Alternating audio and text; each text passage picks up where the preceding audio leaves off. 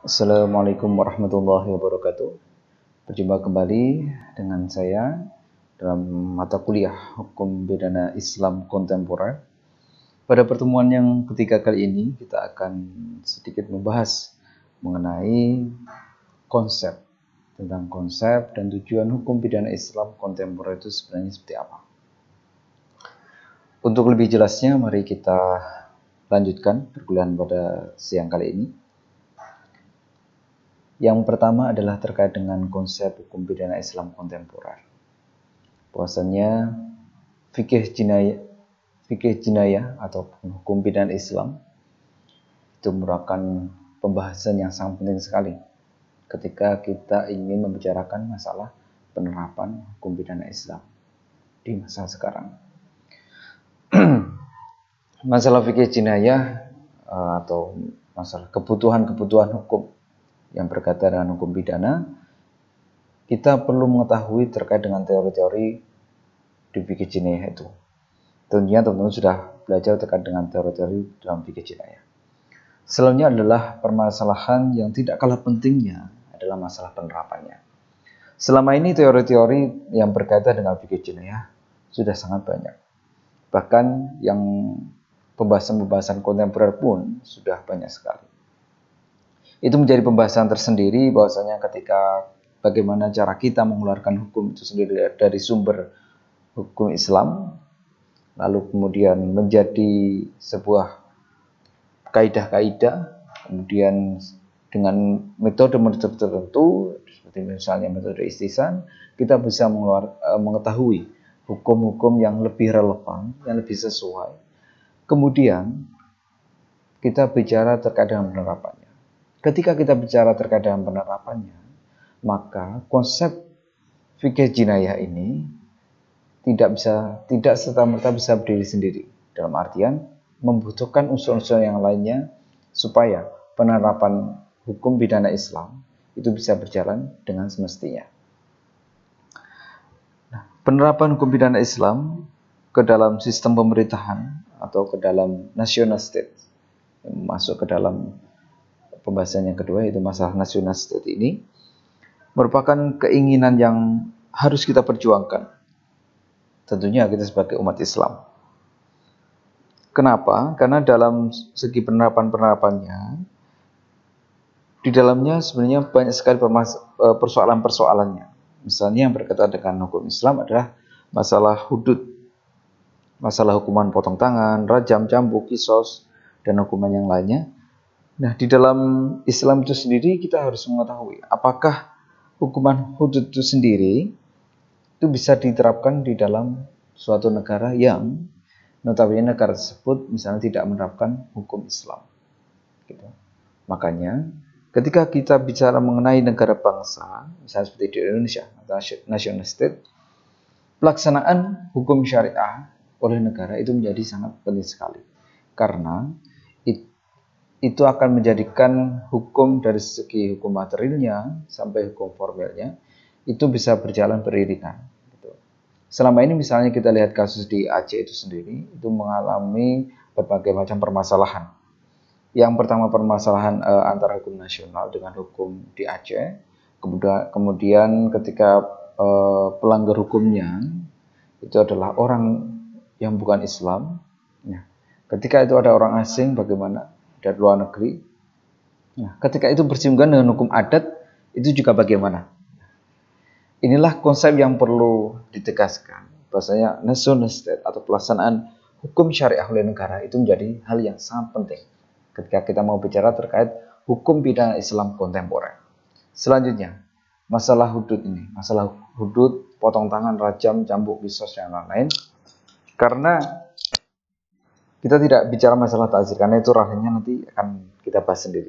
Nah, terkait dengan hudud, di mana ketentuan hukumnya atau undang-undangnya, konstitusinya itu berbeda dengan zaman modern saat ini. Karena konstitusinya seperti yang teman-teman ketahui adalah dari Al-Quran. Nah, ketika kita bicara hal yang berkaitan dengan agama dan itu bersinggungan dengan negara dan itu akan berimplikasi pada penerapan hukumnya, hukum pidananya, maka perlu adanya pemahaman-pemahaman yang berkaitan dengan masalah hudud ini, masalah kisos, sampai ke tahapan penerapan dan juga hukumannya. Itu ya juga kontemporer, dalam artian kita memahami ini harus dengan pemikiran-pemikiran baru. Jangan sampai kita terjebak ke dalam teks-teksnya saja. Makanya di mata kuliah ada mata kuliah qawaidul fiqhiyah jinaiyah atau kaidah usuliyah fiqhiyah. Nah, ini untuk mengetahui sebenarnya hukuman-hukuman yang dimasukkan ke dalam Al-Qur'an untuk kita mengetahui kebenaran hukumnya, mengetahui hukum aslinya itu sebenarnya seperti apa. Itu kita dengan mempelajari ilmu-ilmu tersebut. Nah, gitu. Makanya tidak heran ketika penerapan hudud ini di setiap negara itu diwarnai dengan berbagai macam perbedaan-perbedaan. Ada yang perbedaan karena masalah-masalah politik, ada perbedaan karena pemahaman-pemahaman fikih, mazhab, mazhab yang berbeda. Selanjutnya adalah masalah Islami dan rezim kekuasaan. Teman-teman tentunya sudah paham sekali, sudah sering mendengar kalimat kata Islami ini. Nah, sebenarnya Islami itu apa sih? Terkait dengan Islami dan kenapa kita sandingkan dengan rezim kekuasaan? Ketika kita bicara masalah Islami, kita harus merujuk kepada konsep-konsep di dalam hukum pidana Islam.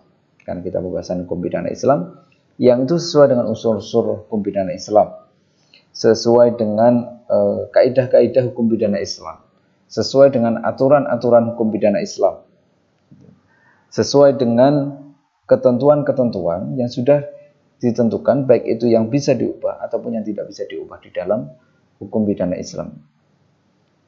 Nah, kata Islam itulah yang nanti bisa melekat di dalam penerapan hukum pidana Islam kontemporer. Selanjutnya adalah rezim kekuasaan. Rezim kekuasaan inilah yang nanti bisa menyematkan kata Islami ini, menyematkan konsep Islami ke dalam hukum pidana Islam, misalnya seperti di Indonesia. Upaya untuk penerapannya itu bagaimana?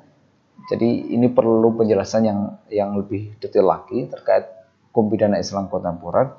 Jangan sampai ini terkesan kita ingin menerapkan hukum pidana Islam seperti halnya misalnya di Brunei Darussalam gitu. Tidak, akan tapi kita mencoba mengetahui sebenarnya bagaimana sih konsep hukum pidana Islam, dan itu ketika itu sesuai dan itu memang bisa dijalankan secara nilai-nilainya, secara konsepnya, maka tidak menjadi permasalahan. Dan selama masalah kekuasaan ini bisa menaungi hukum pidana kontemporer, sebenarnya tidak ada masalah. Yang pertama misalnya masalah politik.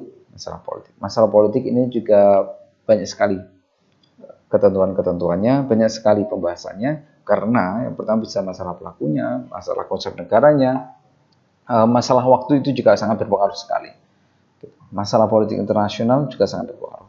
Dan juga masalah sosial. Masalah sosialnya juga mempengaruhi.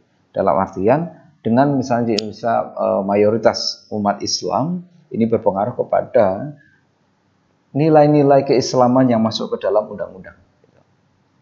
Selanjutnya adalah masalah budaya. Nah, masalah budaya inilah yang nantinya menjadi pertimbangan apakah fikih jinayah sebagai sebuah solusi dalam menyelesaikan masalah-masalah umat, menyelesaikan masalah-masalah di masyarakat, itu bisa mengakomodir budaya-budaya yang ada. Dan juga masalah adat istiadat ini juga diperlukan untuk itu.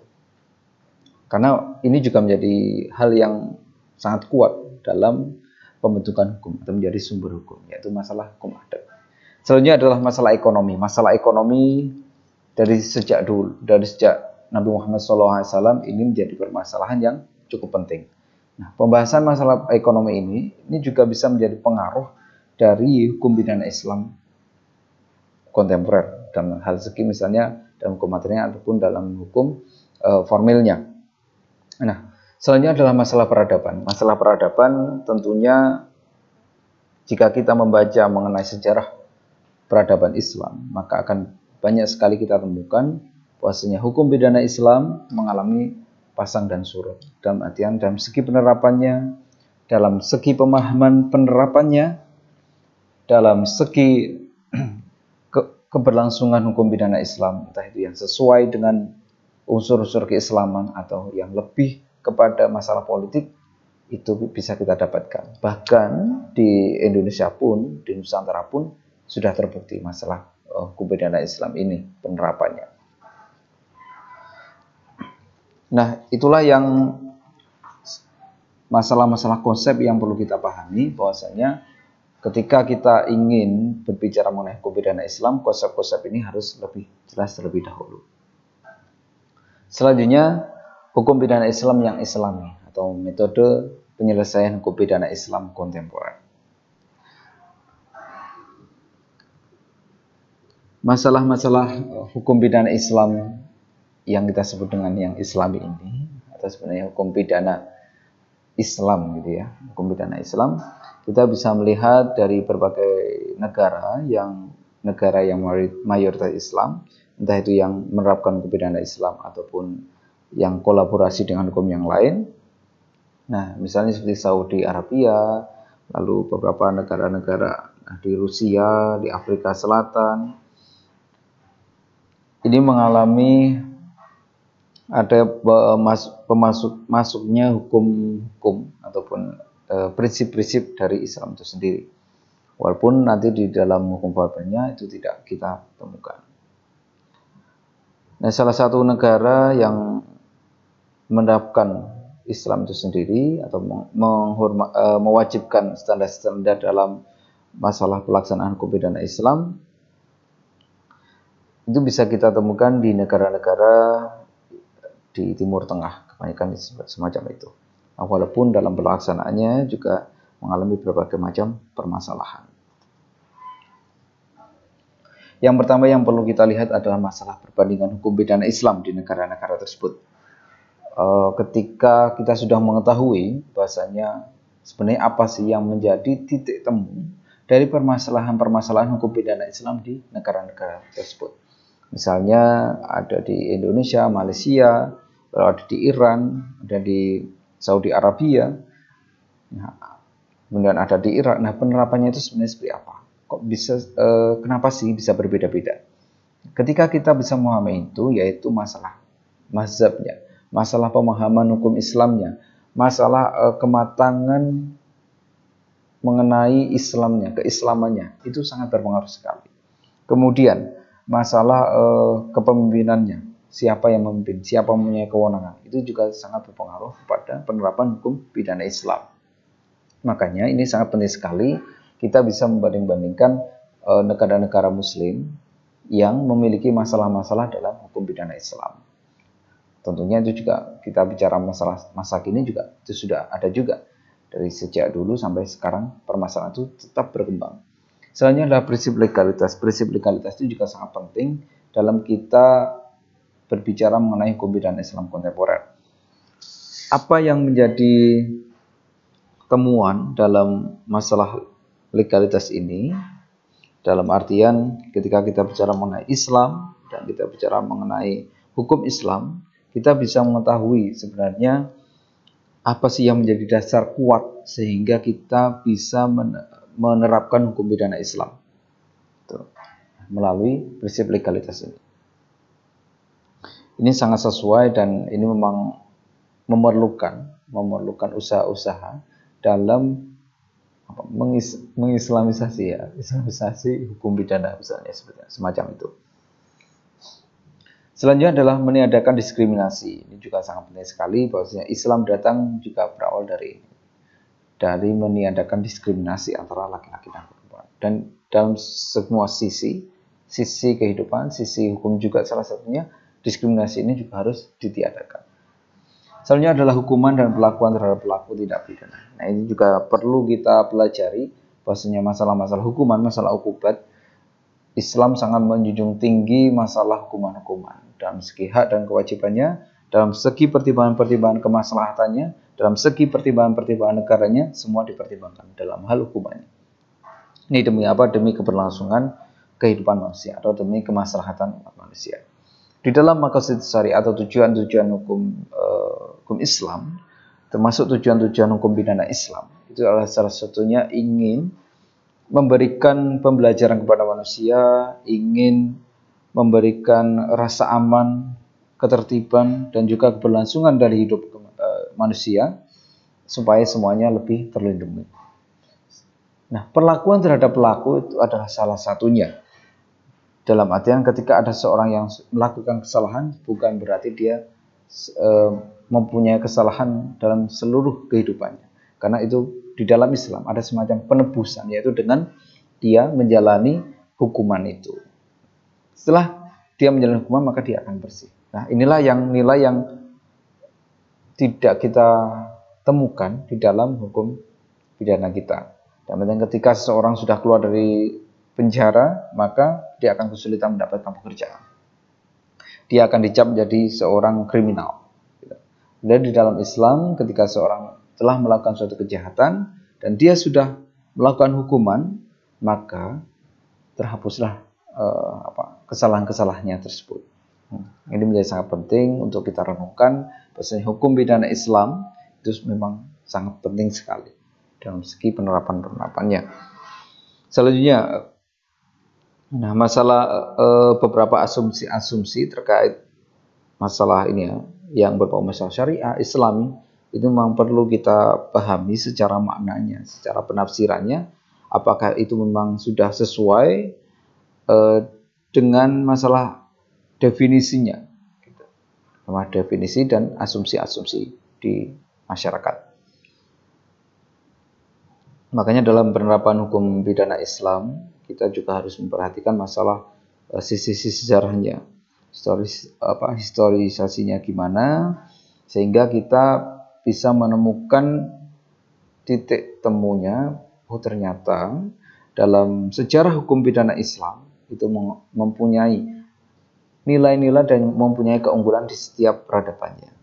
Makanya seperti ahkam al-jinayah ini sangat penting sekali dalam kita membahas masalah hukum pidana sampai saat ini.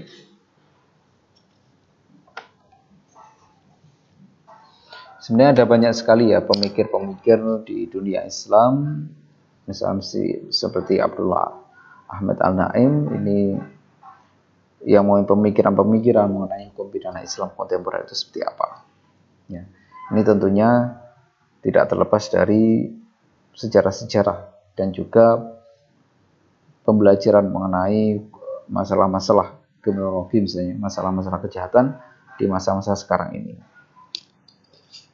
Kita berlanjut masalah fikih jinayah. Kenapa sih kita kembali lagi ke masalah fikih jinayah? Masalah fikih jinayah. Karena ini sangat penting menjadi dasar kita untuk mengetahui tujuan dari hukum pidana Islam itu seperti apa. Supaya ketika kita membahas masalah hukum pidana Islam kontemporer, membahas hukum pidana kontemporer dan semacam itu, kita bisa mengetahui apa sih yang perlu kita persiapkan, apa yang perlu kita bawa supaya hukum pidana Islam ini itu bisa kita terapkan di suatu negara, ya. Maka penerapan dan pembelajaran masalah problematika hukum ini sangat penting. Yang pertama adalah masalah historisitas. Nah, masalah historisitas ini kita bisa menemukan banyak hal dari masalah historisitas ini, termasuk salah satunya adalah unsur-unsur yang mempengaruhi kenapa sih hukum pidana Islam itu bisa mengalami kemunduran, bisa mengalami ketiadaan, gitu. Maka perlu kita pelajari masalah-masalah ini. Ini banyak sekali yang kita bisa belajar, misalnya dari masa Rasulullah SAW sampai masa sekarang. Selanjutnya adalah masalah ahkam al-jinayah. Ini masalah hukum Islam, masalah hukum pidana Islam. Nah, ini memang kita memerlukan pemahaman, misalnya mengenai masalah substansinya, masalah fikihnya juga, sehingga kita bisa melakukan penerapan dan penegakan tanpa terjadi masalah-masalah di dalam hukum itu sendiri. Misalnya masalah kesewenang-wenangan, masalah seseorang lebih banyak lagi melakukan tindakan kejahatan. Karena kita dengan melakukan penerapan hukum, seharusnya hukum itu bisa mengalami tindak kejahatan atau tindak pidana atau delik, itu bisa mengalami penurunan. Selanjutnya adalah masalah universal. Ini menjadi sangat penting sekali karena Islam itu adalah rahmatan lil alamin. Dalam artian hukum pidana Islam juga harus mencakup kesemuanya, juga harus memiliki pemahaman secara menyeluruh. Makanya ketika kita bicara masalah hukum pidana Islam, maka kita harus memiliki pemahaman-pemahaman dari semua pemikiran-pemikiran itu, sehingga kita bisa mengetahui kenapa sih misalnya dari mazhab Syafi'i, dari mazhab Hambali itu memiliki pemahaman, memiliki produk hukum yang berbeda-beda. Nah, ini karena banyak sekali faktornya, masalah wilayah, masalah waktu, dan masalah kebutuhan masyarakatnya. Nah, ini yang perlu kita pahami, bahwasanya ketika kita ingin menerapkan hukum pidana Islam, itu harus mengacu pada hal-hal tersebut.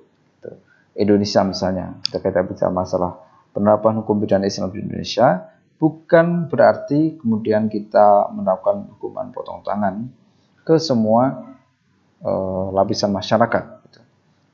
Karena di Indonesia itu memiliki banyak sekali kebudayaan, banyak sekali adat istiadat, banyak sekali hukum-hukum yang ada di tingkat lokal gitu, yang itu berjalan walaupun tanpa adanya hukum material. Nah, inilah yang perlu kita kumpulkan sehingga kita bisa melakukan kajian mengenai hukum pidana Islam. Selanjutnya adalah interpretasi dan pemaknaan. Ini sangat penting sekali, bahwasanya kita melakukan penafsiran, pemaknaan ini menjadi salah satu jalan sehingga kita tidak memiliki pemahaman yang sempit. Dalam artian kita berbicara mengenai fikih jinayah ini itu benar-benar sesuai dengan hukum Islam, sesuai dengan hukum Islam, sesuai dengan nilai-nilai Islam. Jangan sampai kita bicara masalah hukum pidana Islam, akan tapi kita malah merusak nilai-nilai keislaman itu sendiri. Selanjutnya masalah syariah, masalah tuntunan ini juga sangat penting. Dalam artian kita harus terus berpegang teguh kepada tuntunan dan di dalam agama, harus sesuai dengan kaidah-kaidah usuliyahnya, kaidah-kaidah jinayah, gitu ya. Lalu selanjutnya adalah masalah qawaid fikih jinayah ini juga sangat penting sekali dalam hal ini. Ini menjadi pegangan, menjadi acuan kita untuk menentukan hukum-hukum yang ada, yang itu nantinya akan menjadi pegangan kita dalam menyelesaikan masalah-masalah hukum pidana saat ini, gitu, dengan kita berpegang teguh pada qawaid fikih jinayah.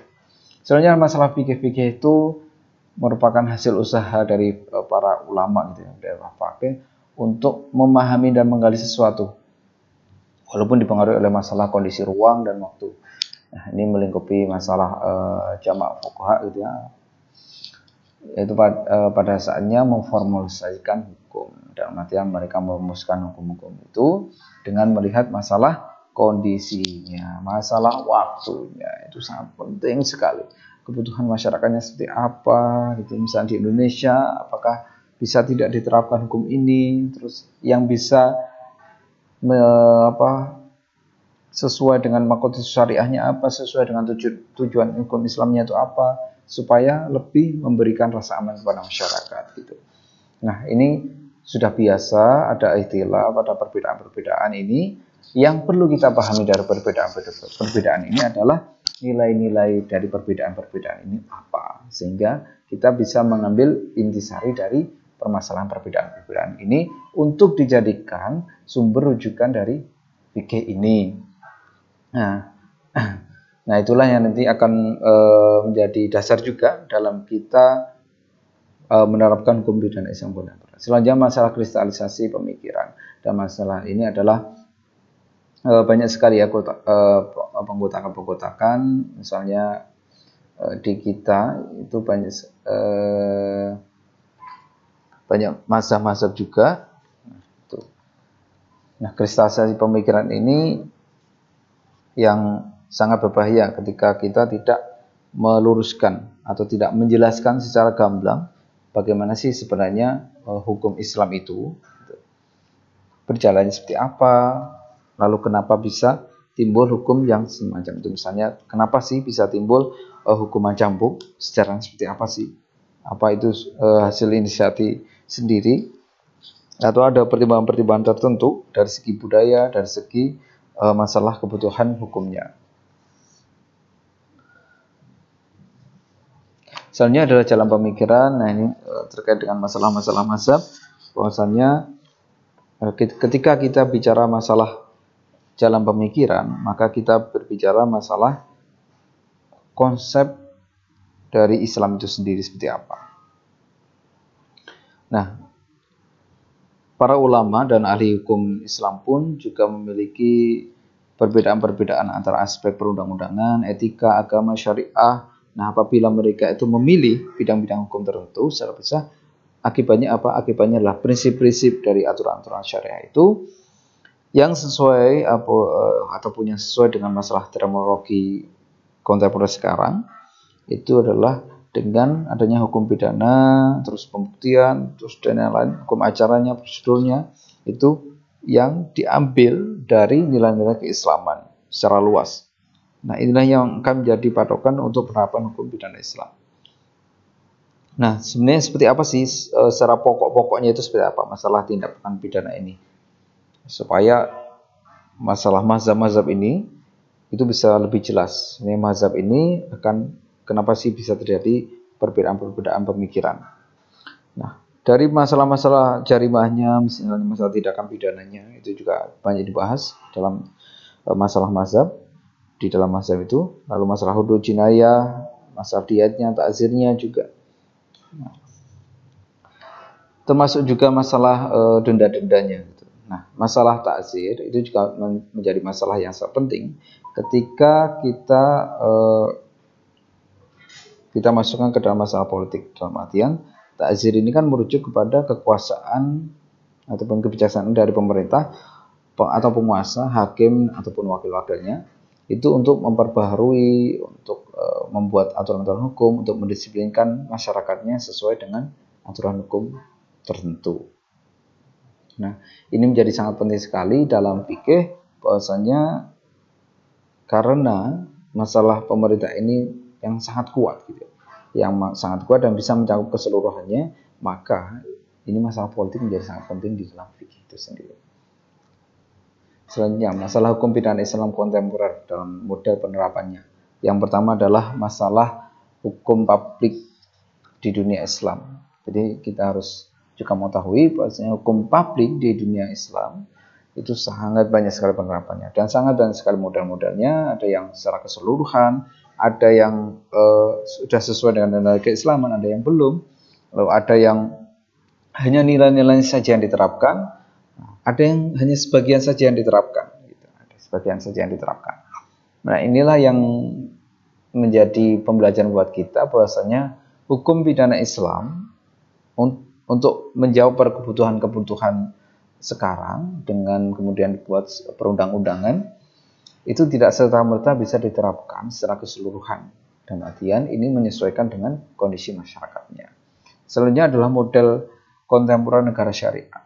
Nah, model-model negara syariah saat ini juga mengalami perbedaan-perbedaan karena tuntunan zaman dunia modern itu harus menyesuaikan dengan kebutuhan hukum yang ada. Makanya itu kebijaksanaan hukum dari hakim itu sendiri juga berbeda-beda karena ada permasalahan-permasalahan baru. Dalam artian, ya, ketika itu memang sudah dianggap sebagai sebuah tindakan pidana, tidak serta-merta itu dianggap sebuah tindakan pidana karena ada pertimbangan-pertimbangan tertentu. Misalnya, karena dia telah melakukan tindakan pidana, tapi ada pertimbangan masalah kenegaraan, masalah keluarga, dia mempunyai banyak tanggungan, maka itu bisa dilakukan pengurangan hukuman dengan ketentuan-ketentuan tertentu. Nah, Islam sangat mengakomodir itu ketika kita bisa memahami masalah-masalah konsep-konsep di dalam hukum pidana Islam. Jadi kita tidak sekedar teks saja. Selanjutnya adalah masalah syariah dan masalah konstitusionalisme modern. Nah, ini sangat penting sekali juga masalah konstitusi, masalah hukum Islam di dunia modern itu pemahamannya seperti apa. agama dipahami seperti apa. Nah, ini akan menjadi sebuah inspirasi dari penegakan hukum pidana di suatu negara. Nah, itu menggunakan pidana Islam atau tidak. Nah, selanjutnya adalah syariah dan hukum internasional modern. Ini juga menjadi hal yang penting karena ketika kita bicara masalah Islam kan masalah keseluruhan. Islam sudah menyebar di seluruh penjuru dunia, akan tetapi kita juga harus melihat bahwasanya ada hukum internasional yang menaungi itu. Entah itu yang berkaitan dengan perdagangan atau berkaitan dengan masalah-masalah pidana, ekstradisi dan lain-lain. Bagaimana kita berpandangan masalah-masalah yang baru semacam itu, masalah internasional? Maka hukum modern juga diperlukan dalam artian hukum pidana Islam kontemporer di dalam hukum internasional modern itu seperti apa, gitu. Ini walaupun masih semacam angan-angan, akan tapi secara konsep-konsepnya kita harus ada, dan itu memang ada. Konsep-konsepnya adalah ketika Islam bersinggungan dengan negara-negara lain yang itu bersifat internasional, gitu. Dengan kita melihat masalah-masalah yang itu memang menguntungkan kedua belah pihak. Sebenarnya dalam masalah asasi manusia ini juga sangat penting sekali sekarang. Sampai sekarang itu menjadi PR dan itu atau pekerjaan tersendiri yang belum terselesaikan, walaupun itu terus diperjuangkan masalah asasi manusia ini. Nah, ini tentunya harus menjadi perhatian yang sangat utama ya dalam hukum pidana Islam kontemporer, masalah hak asasi manusia ini. Nah, model penerapan hukum pidana Islam kontemporer dalam hal hak asasi manusia ini menjadi unsur utama, unsur yang sangat penting. Karena ketika derajat manusia, hak manusia itu ditinggikan, diperjuangkan dan ditegakkan hak-haknya itu, dipenuhi hak-haknya, maka hukum bisa berjalan dengan baik. Dan semacam itu. Nah, ketika ini menyalahi masalah hak asasi manusia, maka berarti ada kesalahan di dalamnya. Islam bisa memenuhi itu. Islam bisa di dalam hukum pidana Islam memenuhi hak asasi manusia. Nah, di dalam aplikasinya masalah ini, masalah fikih al-jinayah ini atau hukum pidana Islam, kenapa sih bisa diterapkan di negara-negara modern atau modern state sehingga Islam itu bisa hidup sebagai jalan hidup? Nah, itu kenapa sih? Nah, itu adalah salah satunya yang menjadi unsur utama dalam masalah aktual dan masalah implementasi dari waktu dan tempatnya. Seperti yang tadi yang menjadi landasan utamanya, yaitu salih likulli zaman wa makan. Selanjutnya masalah hukum pidana Islam kontemporer adalah masalah problematika hukum materialnya, substansi law-nya, lalu adalah masalah hukum acara pidana Islamnya, pembuktian, prosedur, implementasinya. Nah, ini sebenarnya masalah ini adalah masalah yang sudah ada jawabannya semua, tetapi memang dalam segi penerapannya, dalam segi misalnya masalah hukum materialnya itu memang diperlukan pemahaman-pemahaman, penafsiran-penafsiran yang lebih modern.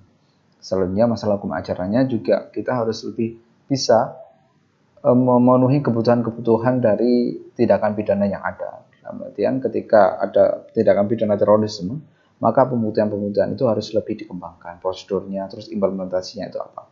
Dalam artian yang sudah ada di dalam hukum pidana Islam itu harus lebih bisa dikembangkan lagi, karena ada permasalahan tindak pidana yang baru, yang lebih besar, yang belum ada. Sebenarnya ada model takzir ini menjadi sangat penting untuk menuju hukum pidana Islam kontemporer. Dalam artian karena takzir ini memang lebih bertitik pada pemerintah, pada penguasa, hakim dan wakil-wakilnya, maka ini menjadi porsi yang sangat penting. Karena dalam sejarah penguasa adalah sangat penting dalam penerapan hukum pidana. Mau seperti apa, mau dibawa kemana, semacam itu. Nah, ini mungkin yang menjadi langkah awal dengan model takzir ini. Kemudian baru kita bisa jalan di masalah hudud dan masalah kisusnya. Ya, mungkin seperti itu. Jika ada pertanyaan silakan nanti di share di e-learning dan juga bisa di WA. Ya, yang pasti adalah masalah-masalah hukum pidana Islam itu harus sesuai dan pastinya sudah sesuai dengan teori-teori hukum pidana. Jadi masalah teori hudud, misalnya teori batas, terus masalah teori-teori yang lainnya di dalam hukum pidana Islam itu sudah mengakomodir permasalahan-permasalahan umat atau permasalahan-permasalahan manusia, entah itu masalah toleransi, masalah problem modernitas, masalah problem penyesuaian, hingga masalah problem politik gitu. Oke, kita cukupkan sampai sini. Wassalamualaikum warahmatullahi wabarakatuh.